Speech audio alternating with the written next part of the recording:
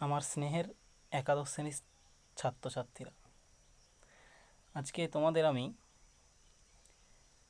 Unit 2 অর্থাৎ এর অধ্যায় 1 একমাত্রিক গতি ওয়ান ডাইমেনশনাল মোশন এই পোর্শনটা একটু আলোচনা করব তোমাদের সুবিধার্থে।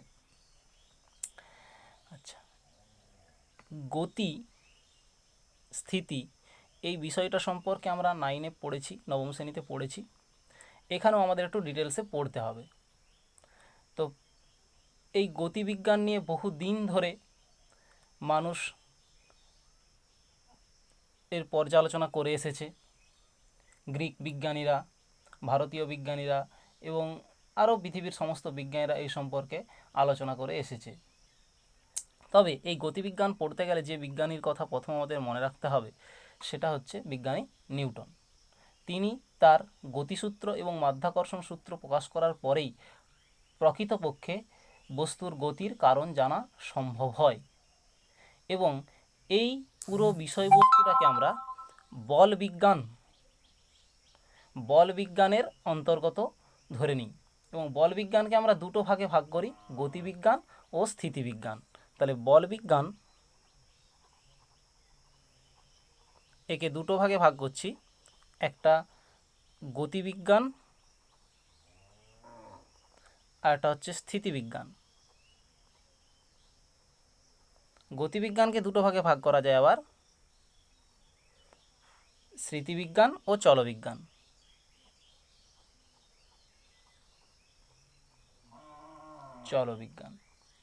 স্মৃতিবিজ্ঞান হচ্ছে যে অংশে বস্তুর গতি বর্ণনা করা হয় কিন্তু কারণ অনুসন্ধান করা হয় না, শুধুমাত্র গতি বর্ণনা করা হয়। আর চলবিজ্ঞানে হচ্ছে গতির কারণ অনুসন্ধান করা হয়।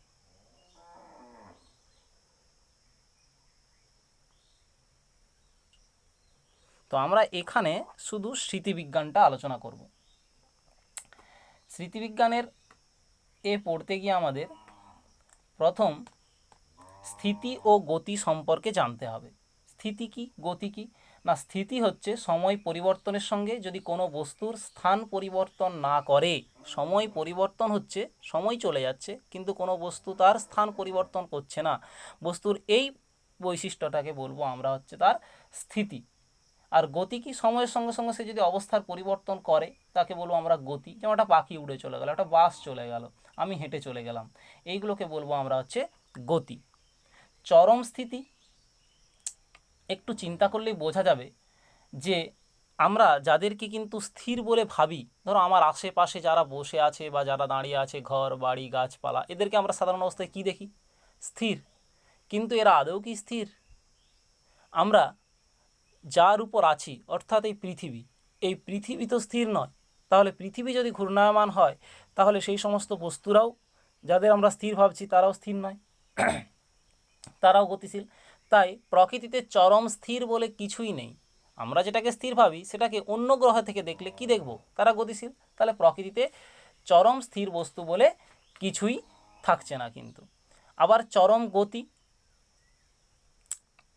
গতি একেবারে যদি কোনো স্থির বস্তু আমরা খুঁজে পাই তাহলে তার সাপেক্ষে কোনো বস্তুর গতিকে আমরা পরম গতি বলতে পারি। একদম স্থির হতে হবে একটা বস্তু, সেই বস্তুর সাপেক্ষে যদি অন্য কোনো বস্তুর গতি আমরা পাই তখন তাকে বলবো আমরা চরম গতি। ঠিক আছে? মহাবিশ্বে চরম গতিও নেই, চরম স্থিতিও নেই। ঠিক আছে, এই হলো কথা। তাহলে চরম স্থিতি বা চরম গতি কোনোটাই কিন্তু নেই। এই বিষয়টা শুধু একটু দেখে নেবে তোমাদের বই থেকে। এরপর আসবো আমরা নির্দেশতন্ত্র, very very important frame of reference বা রেফারেন্স ফ্রেম, নির্দেশতন্ত্র।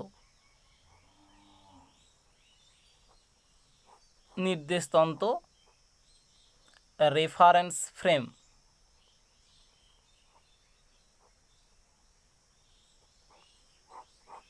নির্দেশতন্ত্র বা রেফারেন্স ফ্রেম এটা কি না, এটা একটা এমন একটা বস্তু বা এমন একটা তন্ত্র যেটা থেকে অন্য কোনো বস্তুর গতি আমরা নির্বাচন করে থাকি তাকে বলবো আমরা হচ্ছে নির্দেশতন্ত্র। কোনো বস্তুর অবস্থান নির্ণয় করার জন্য যার আমরা সাহায্যটা নেব, যেখান থেকে দাঁড়িয়ে আমরা কোনো বস্তুর গতিটা নির্দেশ করব, সেটাকেই বলবো আমরা হচ্ছে নির্দেশতন্ত্র। ধরো পৃথিবীর গতি, আমরা যদি পৃথিবীর গতি নির্বাচন করতে চাই, পৃথিবী কেমনভাবে ঘুরছে, পৃথিবী থেকে দাঁড়িয়ে নিশ্চয়ই পৃথিবীর গতি মানে সঠিকভাবে নির্ণয় করা সম্ভব নয়। তাহলে তাকে কি করতে হবে না, স্থির কোনো বস্তু, সূর্য থেকে দাঁড়িয়ে আমি পৃথিবীর গতি দেখলাম, তাহলে সূর্য এখানে নির্দেশতন্ত্র। আমি রাস্তার ফুটপাতে দাঁড়িয়ে একটা বাসকে চলে যেতে দেখলাম, তাহলে ফুটপাত থেকে আমি বাসটাকে দেখলাম, তাহলে ফুটপাতটা এখানে নির্দেশতন্ত্র হলো। অর্থাৎ যেখান থেকে দাঁড়িয়ে বা যেখান থেকে কোনো বস্তুর আমরা গতি বা স্থিতি যাই বলো নির্বাচন করব, সেটাকেই বলবো আমরা হচ্ছে নির্দেশতন্ত্র। এই নির্দেশতন্ত্র আমাদের এখানে অনেক ধরনের হয়। যেমন নির্দেশতন্ত্রের ভাগগুলো আমরা পড়তে গিয়ে বলতে পারি কার্টেসীয় নির্দেশতন্ত্র, কার্টেসীয় নির্দেশতন্ত্র 1, 2 পোলার নির্দেশতন্ত্র,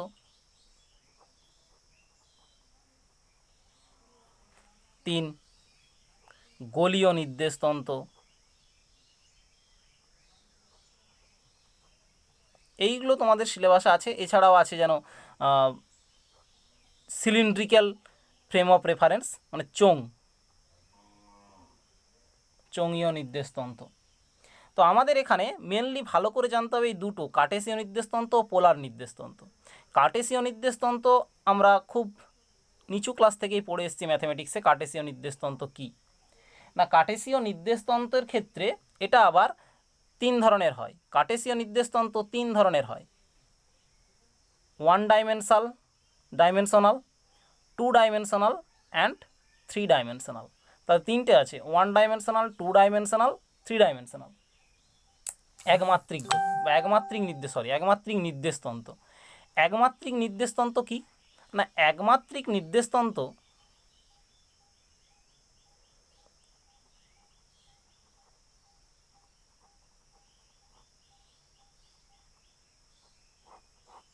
একমাত্রিক নির্দেশতন্ত্রের ক্ষেত্রে যদি আমরা শুধুমাত্র একটা সরলরেখা বরাবর কোনো বস্তুর গতি নির্বাচন করে থাকি, অর্থাৎ একটা দড়ির উপর ধরো একটা পিঁপড়ে হেঁটে চলে গেল, একটা সাপোজ একটা দড়ি টাঙানো আছে কোথাও, একটা পিঁপড়ে তার উপর দিয়ে হেঁটে যাচ্ছে, তাহলে তার ক্ষেত্রে কি একটাই মাত্রা এক্স অক্ষ। যদি আমি শুধু ও এক্স এই অক্ষটার কথা ভাবি, এর উপরেই আমরা তার গতি নির্বাচন করে ফেলতে পারি। আবার তাহলে এটাকে বলছে ওয়ান ডাইমেনশনাল নির্দেশতন্ত্র। আবার যদি 2D হয়, অর্থাৎ দ্বিমাত্রিক নির্দেশতন্ত্র, আমি 2D লিখছি, 2 ডাইমেনশনাল দ্বিমাত্রিক নির্দেশতন্ত্র, সেক্ষেত্রে কিন্তু এটা আমরা খুব পরিচিত, দুটো অক্ষ থাকবে তার ক্ষেত্রে, একটা এক্স অক্ষ আর একটা ওয়াই অক্ষ, ও এক্স ও ওয়াই অক্ষ।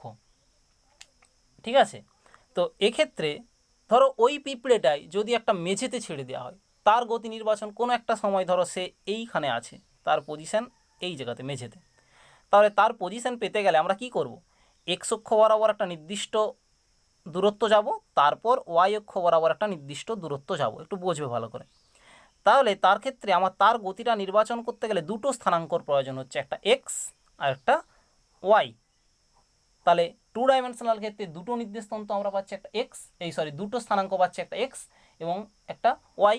তাহলে এই ও বিন্দু থেকে ওই পিঁপড়েটা যেইখানে ছিল তার মধ্যে সরলরৈখিক দূরত্ব যদি আমরা আর বলি, তাহলে আর এর মান কত হবে, এই দিকে আমরা কতটা যাচ্ছি যদি এক্স ঘর ধরি, ছোট হাতের এক্স ঘর আর এইদিকে বড় হাতের ওয়াই ঘর, তাহলে এটা একটা সমকোণী ত্রিভুজ যার ভূমি এক্স এবং লম্ব ওয়াই। তাহলে r square is equal to লিখতে পারি x square plus y square, and r is equal to √ওভার x square plus y square.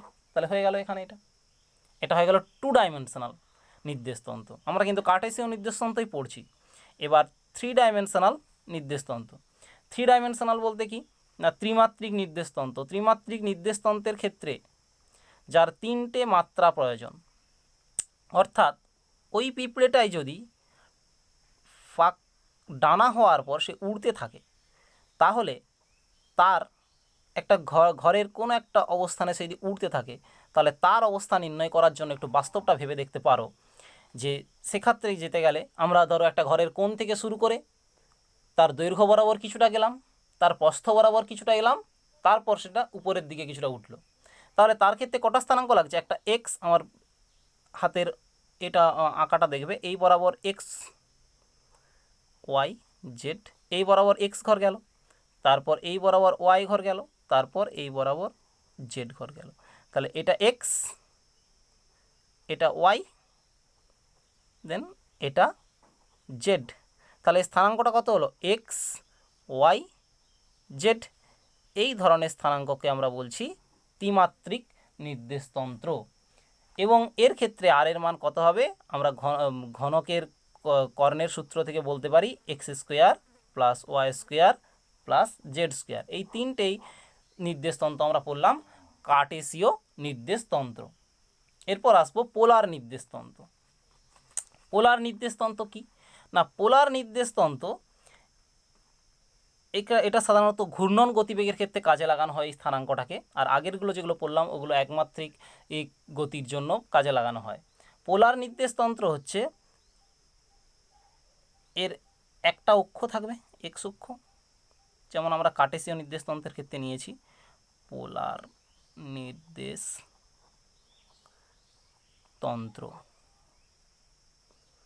এখান থেকে শুরু করে এটা একটা এক্স অক্ষ। এবার একটা বস্তু ধরো এইখান থেকে ঘুরছে, ঘুরতে ঘুরতে সে এইখানে গেছে। তাহলে এই এই নির্দেশতন্ত্রের দুটো স্থানাঙ্ক থাকে, একটা হচ্ছে তার মূল বিন্দু থেকে সেই বস্তুটার দূরত্ব এবং অক্ষর সঙ্গে তার কৌণিক দূরত্ব। এটা হচ্ছে কৌণিক দূরত্ব, থিটাটা বোঝাচ্ছে কৌণিক দূরত্ব, এবং এটা তার সরল রৈখিক দূরত্ব মূল বিন্দু থেকে আর। তাহলে এর স্থানাঙ্ক আমরা এইভাবে বলতে পারি আর থিটা। এবং পোলার নির্দেশতন্ত্রের সঙ্গে যদি আমরা কার্টেসীয় নির্দেশতন্ত্রের সম্পর্ক নির্ণয় করি সেটাও আমরা এখানে পেয়ে যাব। ধরো এটা একটা কার্টেসীয় নির্দেশতন্ত্র দ্বিমাত্রিক, এক্স, এটা ওয়াই, তাহলে এই কোনো একটা পজিশনে এ আছে, এটা ধরো আর, এটা ধরো থিটা। তাহলে এই বরাবর আমরা যদি আবার কার্টেসীয় নির্দেশতন্ত্রে যাই তাহলে এটার স্থানাঙ্ক কত ছিল? এক্স ওয়াই, আর এখানে কত ছিল? আর থিটা। তাহলে এইটার নিচেরটা এক্স, এটা ওয়াই, একটু বুঝবে। তাহলে এক্ষেত্রে যদি আমরা কস থিটা নিই, এই যে সমকোণী ত্রিভুজটা আমরা পাচ্ছি, আমি নাম দিয়ে দিচ্ছি ও A B, O A B যে সমকোণী ত্রিভুজটা পাচ্ছি তার ক্ষেত্রে cos theta is equal to ভূমি বাই অতিভুজ, that is x by r, এবং sine theta is equal to লম্ব বাই অতিভুজ, that is y by r. তাহলে এখান থেকে পাবো x is equal to r cos theta and y is equal to r sine theta. এইটা হচ্ছে সম্পর্ক কার্টেসীয় স্থানাঙ্কের সাথে, বইও পেয়ে যাবে পোলার স্থানাঙ্কের সম্পর্ক। এবং এখান থেকে যদি আমরা থিটাটা বার করি, থিটা ইজ ইকুয়াল টু আমরা বার করতে পারি ট্যান থিটা, লম্ব বাই ভূমি, ওয়াই বাই এক্স। তাহলে theta is equal to tan inverse y by x. হয়তো অনেকে ইনভার্সটা বুঝতে পারবে না, একটু দেরি হবে তাদের ক্ষেত্রে, ইনভার্স বোঝার ক্ষেত্রে ম্যাথের স্যারের কাছে বা ম্যাথামেটিক্স পড়লে বুঝতে পেরে যাবে। অন্তত এটা মনে রাখো, tan theta is equal to y by x. আচ্ছা, আরেকটা নির্দেশতন্ত্রতে যাব আমরা, সেটা হচ্ছে পোলার নির্দেশতন্ত্র।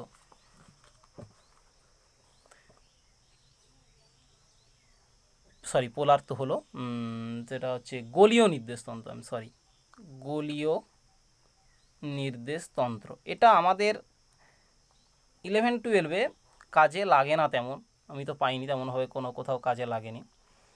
তো এটা আমরা জাস্ট জেনে রাখবো। এটা একটা গোলক, একটা প্রথম গোলক ভাবো,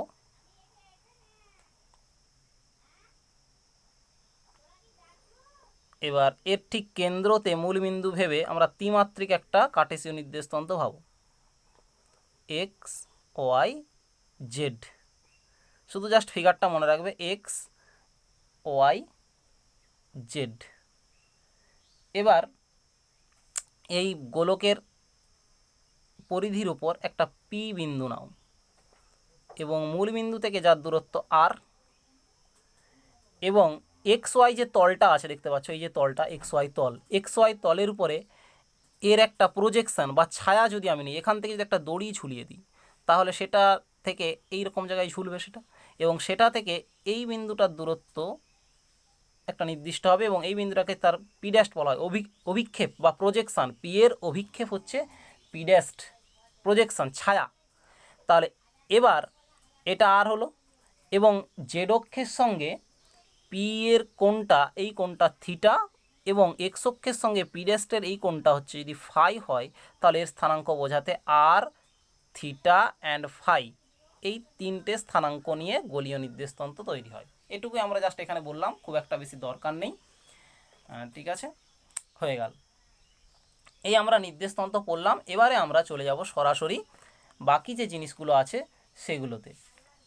কলনবিদ্যাটা আমি এখন বাদ রাখছি, কলনবিদ্যা এখানেই পড়াবো, দেরি আছে। প্রথমে আমরা একদম গতিতে চলে যাই। গতি, গতির মধ্যে প্রথম আমরা ট্রান্সলেশনাল মোশন পড়ব, চলন। চলন বা যাকে ইংরেজিতে বলা হয় translational motion, TRANSLATION, translational motion. যদি কোনো বস্তু সরল রেখা বরাবর চলে, একটা বস্তু জাস্ট সরল রেখা বরাবর চলে গেল, তখন তার গতিকে বলবো আমরা চলন। আবার ঘূর্ণন, তাহলে এটা হচ্ছে ট্রান্সলেশনাল, এরপরেরটা হচ্ছে রোটেশনাল, রোটেশনাল মোশন। কোনো একটা বস্তু একটা নির্দিষ্ট কোনো বিন্দুকে বা অক্ষকে কেন্দ্র করে যদি ঘুরতে থাকে, একটা নির্দিষ্ট বিন্দুকে কেন্দ্র করেও ঘুরতে থাকে বা একটা অক্ষকে কেন্দ্র করেও যদি বস্তুটা ঘুরতে থাকে, তখন তাকে বলবো আমরা হচ্ছে ঘূর্ণন। যেমন তুমি বলতে পারো লাট্টুর ঘূর্ণন, বা হাতে আঙুলে ঢিল বেঁধে তুমি ঘোরাও, বা পৃথিবীর আবার দুই ধরনের যদিও ঘূর্ণন দেখা যায়, একটা নিজের অক্ষের চারিদিকে, আবার সূর্যের চারিদিকে, এই ধরনেরগুলোকে বলছি আমরা ঘূর্ণন। একসাথেই বলছি আমরা, নাইনে আলাদা আলাদা পড়েছিলাম, এখানে একসাথেই বলছি। আচ্ছা, এই দুটো মিক্সড আপ যখন হয়ে যাবে, চলন আর ঘূর্ণন দুটো মিক্সড হয়ে গেলে, তখন যেটা পাবো সেটা হচ্ছে মিশ্র গতি, মিশ্র গতি, যার ক্ষেত্রে একই সঙ্গে ট্রান্সলেশনাল মোশন এবং রোটেশনাল মোশন, চলন এবং ঘূর্ণন দুটোই দেখতে পাবো, তাকে বলবো আমরা হচ্ছে মিশ্র গতি। এই মিশ্র গতি উদাহরণ কী হবে, সাইকেলের চাকা, বাসের চাকা, যারা একই সাথে চলতেও থাকে আবার ঘুরতেও থাকে, তাদেরকে বলবো আমরা হচ্ছে মিশ্র গতি। ঠিক আছে, এবার গতি সংক্রান্ত যে সমস্ত বিষয়বস্তুগুলি খুব ইম্পর্ট্যান্ট সেগুলো আমরা যাব। প্রথম আসবো আমরা সরণ বা ডিসপ্লেসমেন্ট, খুব তাড়াতাড়ি পড়াতে হচ্ছে এখানে। সরণ বা ইংরেজিতে যাকে বলা হয় ডিসপ্লেসমেন্ট।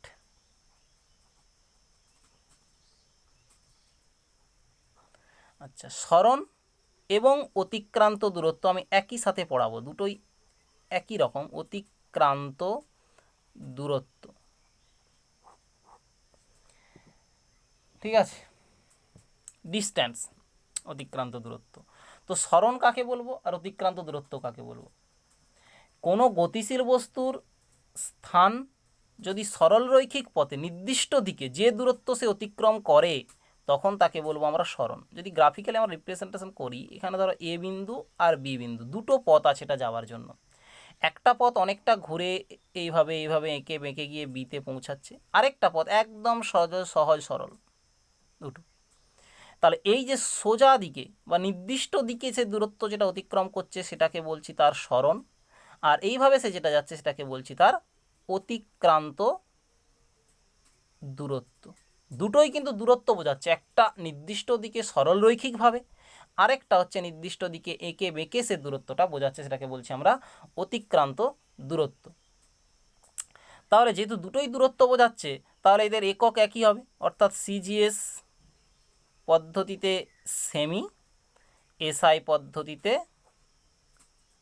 এসআই সিস্টেমে মিটার, এবং মাত্রা ডাইমেনশান যেটা হবে সেটা হচ্ছে এল, লেন্থ বোঝাতে এল, এবং সরণকে সাধারণত এস দিয়ে চিহ্নিত করা হয়, আর অতিক্রান্ত দূরত্বকে ডি দিয়ে চিহ্নিত করা হয়। ঠিক আছে, এবার আসবো এদের মধ্যে পার্থক্যটা কোথায়। তাহলে সরণ আর অতিক্রান্ত দূরত্ব জিনিসটা আমরা এখানে থেকেই পার্থক্যটা বোঝা যাচ্ছে, একটা নির্দিষ্ট দিকে আর একটা দিক নেই, যে কোনো দিকে হতে পারে। তাহলে একজন স্কেলার রাশি আর একজন ভেক্টর রাশি। সরণ আর দূরত্ব অতিক্রান্ত, তাহলে এটা হচ্ছে ভেক্টর, এটা স্কেলার। সরণ দেখো ছবিটাতে যদি আমরা যাই, সরণের মান সবসময় অতিক্রান্ত দূরত্ব হচ্ছে ছোট বা সমান হতে পারে। যদি অতিক্রান্ত দূরত্বের পথটাও মানে সোজা হতো তাহলে এটা সমান হতো।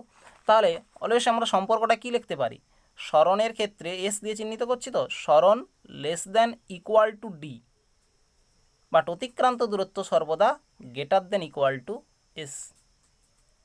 এটা একটা পার্থক্য। আচ্ছা, সরণের মান কিন্তু শূন্য হতে পারে। শূন্য কীরকম, ধরো একটা বস্তু এ অবস্থান, আবার এটাই তার এন্ডিং পয়েন্ট, এটাই বি অবস্থান, সে এখান দিয়ে ঘুরে ফিরে আবার বিতে এলো, তখন তার কথা হবে সরণ শূন্য, কিন্তু তার নির্দিষ্ট অতিক্রান্ত দূরত্ব আছে। বা সে যদি বৃত্তপথে ঘুরতো, বৃত্তপথে ঘুরলেও বস্তুর ক্ষেত্রে সরণের মান কিন্তু শূন্য হয়, কিন্তু অতিক্রান্ত দূরত্বের মান কখনোই শূন্য হতে পারে না। তাহলে এটা একটা এর পার্থক্য। ঠিক আছে, এরপরে আমরা চলে যাব দ্রুতি ও বেগ।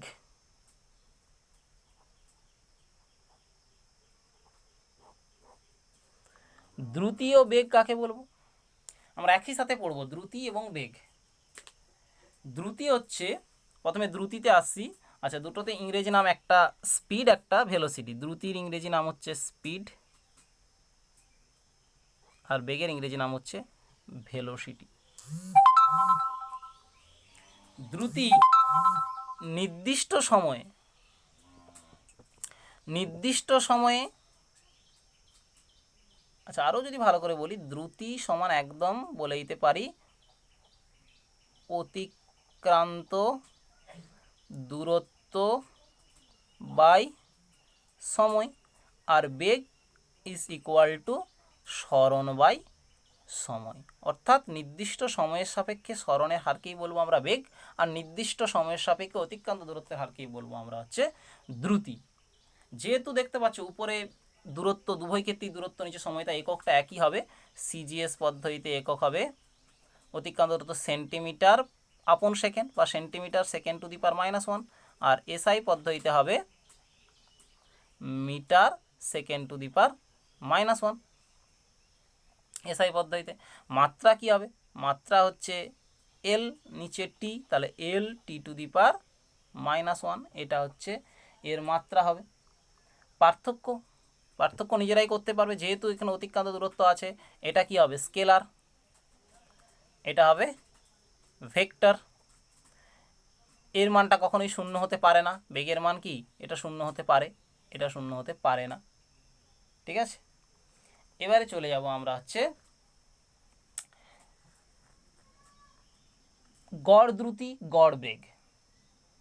গড় দ্রুতি কি না, গড় দ্রুতি বার করতে গেলে ধরো এটা এ পজিশান, এটা বি পজিশান, এখান থেকে সে গেছে এইভাবে, একটা গাড়ি ধরো এ থেকে বিতে গেছে, বিভিন্ন জায়গায় স্টপেজ দিয়ে গেছে, এখানে একবার স্টপেজ দিয়েছে, এখানে একবার স্টপেজ দিয়েছে, এখানে একবার স্টপেজ দিয়েছে, এখানে শেষ স্টপেজটা দিয়েছে। তার প্রতিবার সে নির্দিষ্ট দূরত্ব, ধরো এই দূরত্বটা গেছে সে L1, এই দূরত্বটা গেছে L2, এই দূরত্বটা গেছে L3, এই দূরত্বটা গেছে L4, এবং প্রতি ক্ষেত্রে তার সময় লেগেছে এটা T1, এটা T2, এটা T3, এটা T4। তাহলে আমরা বলতে পারি যে এটা গড়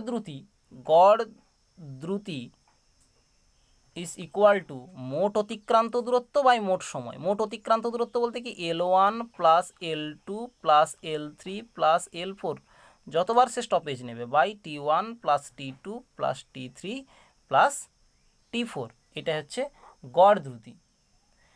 তাহলে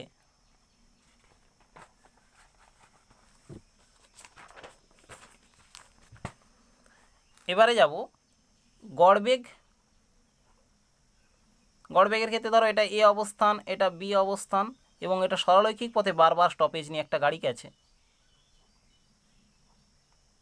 ধরো এটা S1, এটা S2, এটা S3, এটা S4, প্রথমবারে তার সময় লেগেছে T1, এটা T2, এটা T3, এটা T4।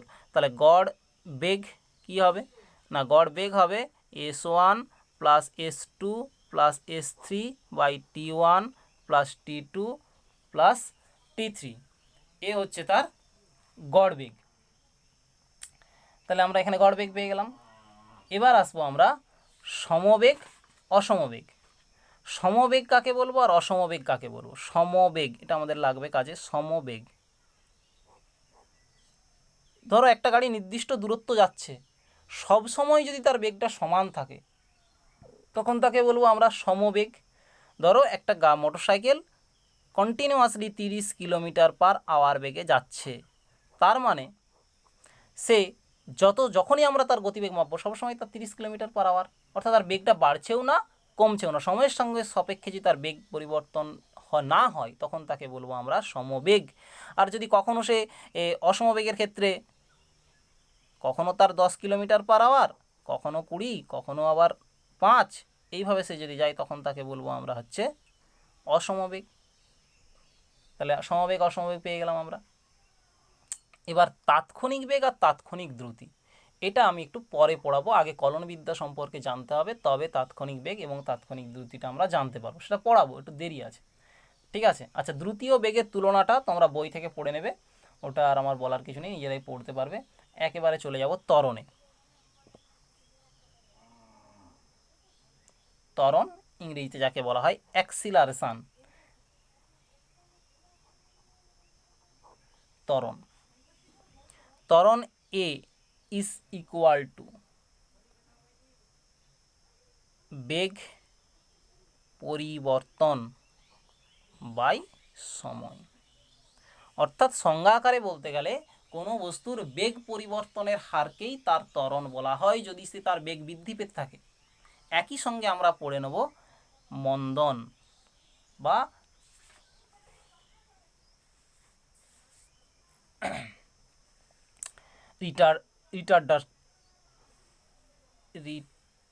রিটার্ডেশন। মন্দন, মন্দনও কিন্তু একই জিনিস, এটাও বেগ পরিবর্তন বাই সময়। এক্ষেত্রে ত্বরণের ক্ষেত্রে প্রাথমিক বেগ, আমরা সবাই জানি প্রাথমিক বেগকে কী দিয়ে চিহ্নিত করি, প্রাথমিক বেগ ইউ এবং অন্তিম বেগ ভি। ত্বরণের ক্ষেত্রে ইউ লেস দেন ভি, আর মন্দনের ক্ষেত্রে ইউ গ্রেটার দেন ভি। অর্থাৎ এটা ক্রমশ বেগ বৃদ্ধি পায়, এই ক্ষেত্রে ক্রমশ বেগ হ্রাস পায়। উভয় ক্ষেত্রেই ত্বরণ যেহেতু বেগ পরিবর্তন, তাহলে এ সমান কি হবে, যেহেতু ত্বরণের ক্ষেত্রে ভিটা বড়, তাহলে ভি মাইনাস ইউ বাই সময় টি। যদি কোনো বস্তু টি সময়ে ইউ বেগ থেকে ভি বেগে পরিবর্তন হয় তাহলে তার ক্ষেত্রে ত্বরণ কত হবে, এ সমান V minus you by T. মন্দনও তাই, কিন্তু যেহেতু এর ক্ষেত্রে ভিটা বড়, তাহলে এটা হবে কি, এটার মান যেটা পাবো সেটা হচ্ছে পজিটিভ। আর ত্বরণের ক্ষেত্রে, মন্দনের ক্ষেত্রে যেটা পাবো সেটা কি হবে, নেগেটিভ হয়ে যাবে। কারণ সেক্ষেত্রে যখন এ সমান V minus you by T বসাবো তখন কি, ইউ তো গ্রেটার দেন ভি, তাহলে ইউ এর চিহ্নটা তো নেগেটিভ, তাহলে এটা কী হয়ে যাবে, অলওয়েজ নেগেটিভ মান দেবে। তাই মন্দনকে অনেক সময় ঋণাত্মক ত্বরণও বলা হয়। ঠিক আছে, আচ্ছা, তাহলে এবার দুটো রাশি পড়লাম, আমরা এদের এককে চলে যাব। তাহলে আমরা রাশি গাণিতিক রূপটা যদি লিখি, এ সমান কি V minus you by T. আচ্ছা, উপরে তাহলে কি অন্তিম বেগ মাইনাস প্রাথমিক বেগ, বিয়োগ করলে কি আসবে, বেগ। একক যখন আমরা নির্ণয় করবো তাহলে উপরে কি বেগের একক বাই সময়ের একক। তাহলে বেগের একক কি না, বেগের একক হচ্ছে ধরো সিজিএস পদ্ধতিতে যদি আমরা করি, সিজিএস পদ্ধতিতে centimetre second to the power -1 by second, তার মানে কত হচ্ছে centimetre second to the power -2। SI পদ্ধতিতে হয়ে যাবে metre second to the power -2। তাহলে এইভাবে আমরা দুটো একক বলতে পারি। মাত্রা কি হবে, মাত্রা হবে বেগের মাত্রা বাই সময়ের মাত্রা। বেগের মাত্রা কত, এল টি two the power -1 by T, তাহলে এল টি টু দি পাওয়ার -2, এটা হয়ে গেল ত্বরণের মাত্রা। ঠিক আছে, আচ্ছা, এখানেও তাৎক্ষণিক ত্বরণ, তাৎক্ষণিক মন্দন, এটা আমরা ওর কলনবিদ্যা পড়ার পর বলবো, এখানটা আমি ছেড়ে যাচ্ছি এখন। আচ্ছা, আরেকটা কোশ্চেন হয় এখান থেকে, ত্বরণের এককে সময়ের একক দুবার আছে কেন, দেখতেই পাচ্ছ, একবার বেগ বোঝানোর জন্য আর একবার সময়ের একক বোঝানোর জন্য। ঠিক আছে, মানে একবার বেগ বোঝানোর, একবার বেগ পরিবর্তনের হার বোঝানোর জন্য। একবার বেগ বোঝানোর জন্য আর একবার বেগ পরিবর্তনের হার বোঝানোর জন্য। আচ্ছা, এখানে আরেকটা কোশ্চেন হয়, বেগের অভিমুখ আর ত্বরণের অভিমুখ কি আলাদা হতে পারে? উত্তরটা হবে, তাহলে কোশ্চেনটা আমি বলছি, বেগের অভিমুখ ও ত্বরণের অভিমুখ কি একই হতে পারে? সাধারণত বেগের অভিমুখ ত্বরণের অভিমুখ একই হয়, কিন্তু কখনো কখনো নাও হতে পারে।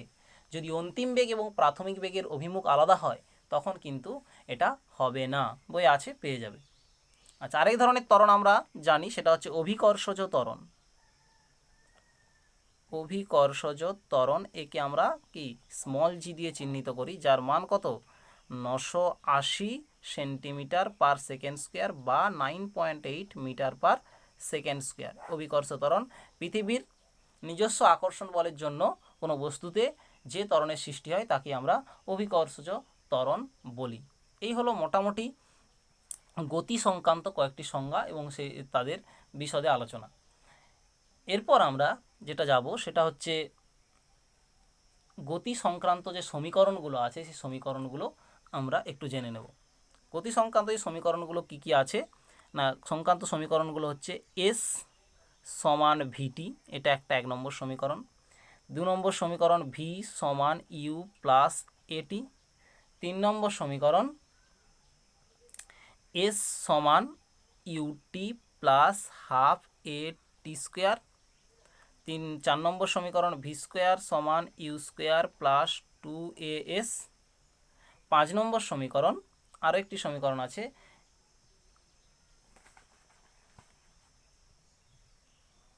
S N suffix N, S N সমান u plus half a 2n minus 1।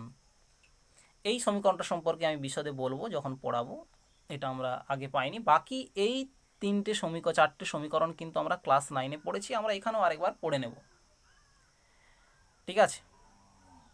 তো এই সমীকরণগুলোর প্রমাণ আমাদের এইখানে 3 ভাবে করতে হবে, একটা বীজগাণিতিক পদ্ধতিতে, আরেকটা কলনবিদ্যার সাহায্যে, আরেকটা গ্রাফের সাহায্যে করতে হবে, লেখচিত্রের সাহায্যে। তো প্রথম আমরা এস সমান ভিটি এই সূত্রটা প্রমাণ করব, ঠিক আছে? যদি কোনো বস্তু সমবেগে চলতে থাকে, ধরো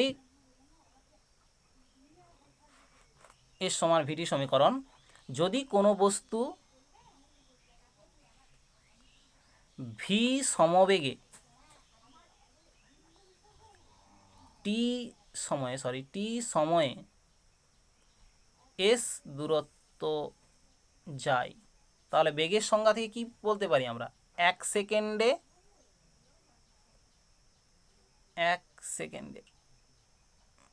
বস্তু যায় ভি দূরত্ব।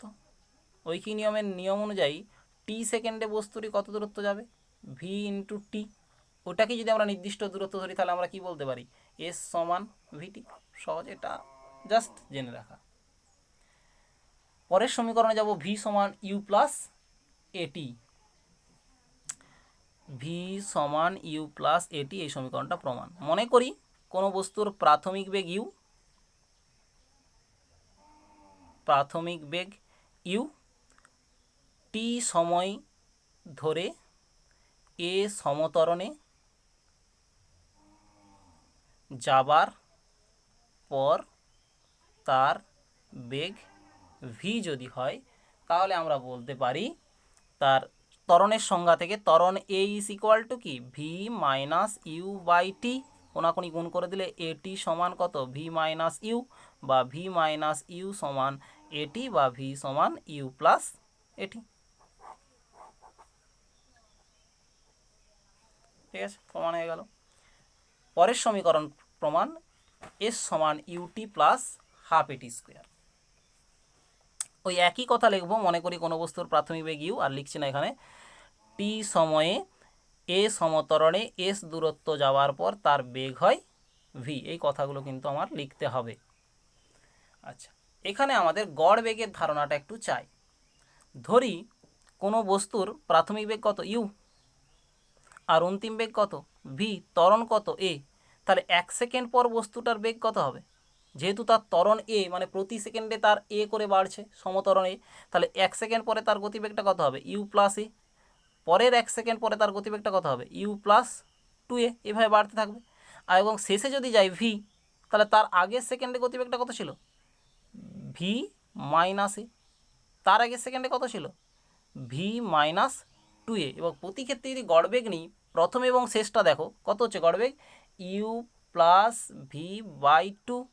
পরেরটা দেখো ইউ প্লাস 2a আর ভি মাইনাস 2a, তাহলে u plus 2a plus v minus 2a by 2। তাহলে এক্ষেত্রে 2a 2a কেটে গেল, তাহলে কত হচ্ছে? U plus v by 2। আবার তারপরটা যদি দেখি আমরা, ইউ প্লাস এ আর ভি মাইনাস এ, তাহলে u plus a plus v minus a by 2, a কেটে গেল, তাহলে কত থাকছে? U plus v by 2। অর্থাৎ বস্তুটার গড়বেগ আমরা কত পাচ্ছি? U plus v by 2। তাহলে আমরা সরণ সমান কি জানি? যদি অসম বেগে যায় বস্তু, তাহলে তার ক্ষেত্রে হবে সরণ সমান গড়বেগ ইন্টু সময়। তাহলে সরণ হচ্ছে এস দিয়ে চিহ্নিত করছি, গড়বেগ আমরা কত পাচ্ছি? ইউ প্লাস ভি বাই 2, আর সময় কত পাচ্ছি? টি। তাহলে এক্ষেত্রে কত হচ্ছে?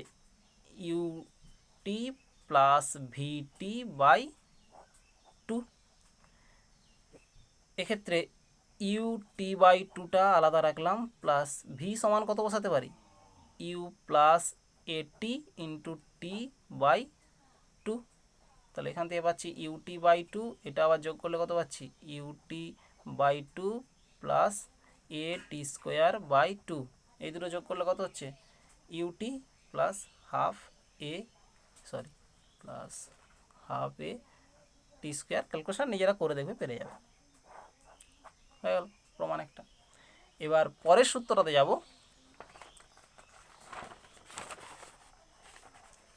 একই কথা লিখব। মনে করি কোনো বস্তুর প্রাথমিক বেগ ইউ, টি সময়ে এস দূরত্ব এ সমতরণে যাওয়ার পর তার বেগ হয় ভি। তাহলে আমরা লিখতে পারি ভি সমান ইউ প্লাস এটি। এটাকে এ করলে কি হবে? বর্গ করলে, উভয় পক্ষে যদি বর্গ করি, উভয় পক্ষে বর্গ করে পাই ভি স্কোয়ার সমান ইউ প্লাস এটি তার হোল স্কোয়ার। তাহলে এটা u square plus 2 u a t plus a square t square. তাহলে এখানটা রয়ে গেল ইউ স্কোয়ার, এখানটা v square plus 2a common লাও, কমন নিলে কত থাকবে? ইউটি প্লাস এখানে হাফ এ চলে গেছে এ টি স্কোয়ার, এস সমান u t plus half a t square. তাহলে হয়ে গেল u square plus 2a S. এই সব যে সমীকরণগুলো আমরা প্রমাণ করছি সবই ত্বরণ ধরে, মন্দন হলে মাঝের চিহ্নগুলো কিন্তু সব নেগেটিভ হয়ে যাবে। অঙ্ক করার সময় কিন্তু এগুলো মনে করে করতে হবে। এখানে প্লাস, এখানটা মাইনাস হয়ে যাবে, এটাও মাইনাস হবে, সবগুলো মাইনাস হবে কিন্তু। এবার লাস্ট যে সমীকরণটা আমরা প্রমাণ করব, এটা কিন্তু তোমাদের 9-এ ছিল না।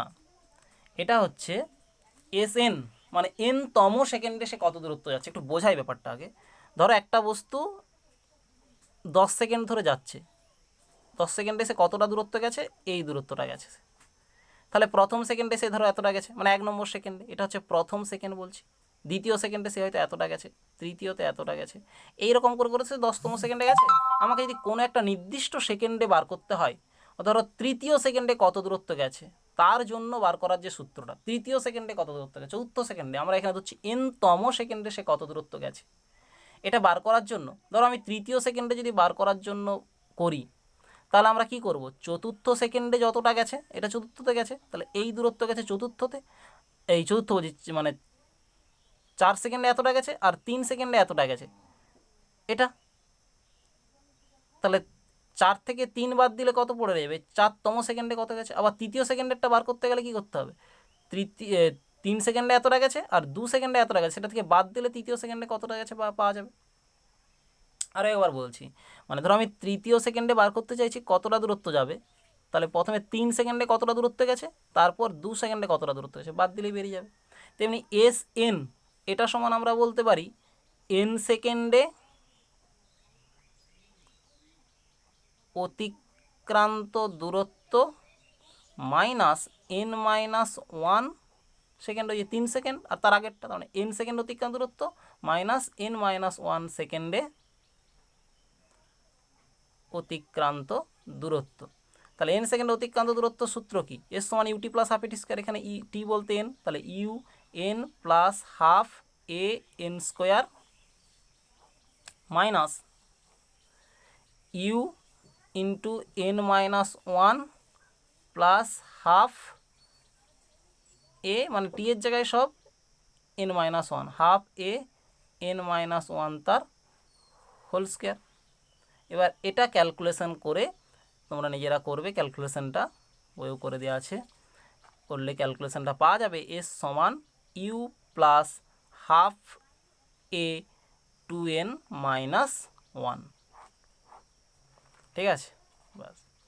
তাহলে আজকে আমরা এই সূত্রগুলো সবগুলো পড়লাম এবং প্রমাণ, এই প্রমাণটা কিন্তু বাড়িতে করবে, এই পর্যন্ত করলাম। এরপরে যে অঙ্কগুলো সম্ভব হবে, যেগুলো উদাহরণে আছে, সেইগুলো কিন্তু বাড়িতে করার চেষ্টা করবে।